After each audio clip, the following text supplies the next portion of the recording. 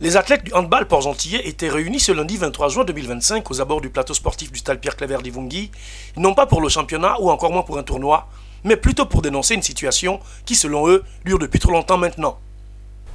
Bon, ici, présent, vous voyez, ce sont les associations sportives qui jouent au handball. Ce plateau est fermé il y a plus de 2 ans. Au départ, l'initiative de l'Office national des sports, c'était de nous accompagner à réhabiliter l'aire de jeu, chose qu'ils avaient commencé. À un moment, les travaux ont été arrêtés et depuis que les travaux sont achevés, malheureusement le terrain est fermé. Et ce qui amène cette jeunesse-là, cette jeunesse gabonaise, à aller s'entraîner au sable ou bien aller squatter un terrain. Bon, il y a un terrain dans le quartier Sindara là-bas qui avait été construit par le ministre Songé. Heureusement que ce terrain existe parce que sans quoi ces enfants erreraient dans la nature. À défaut de silure, l'on se contente de tétards. À défaut d'envoyer les chiens à la chasse, l'on envoie les chats, a-t-on coutume de dire. Ainsi donc, à défaut du plateau sportif du stade Pierre-Claver d'Ivungui, les handballeurs se voient contraints de squatter celui de l'ONG Espace Convergence à Sindara.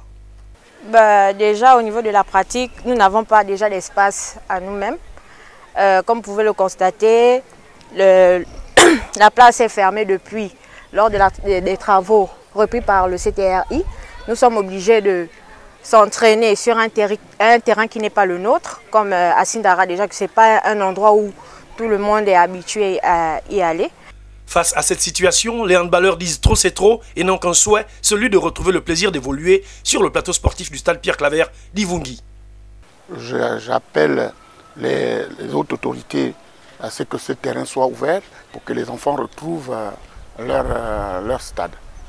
Maintenant, aujourd'hui, tout ce que nous demandons, c'est qu'on puisse retrouver notre terrain et là où on peut se sentir à l'aise. Pour les entraînements, c'est un problème.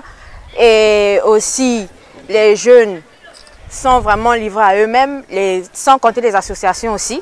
S'il n'y a pas vraiment de solidarité, on ne peut y rien faire. Donc, tout ce qu'on demande, c'est que nous puissions retrouver notre maison et continuer les activités comme il se doit.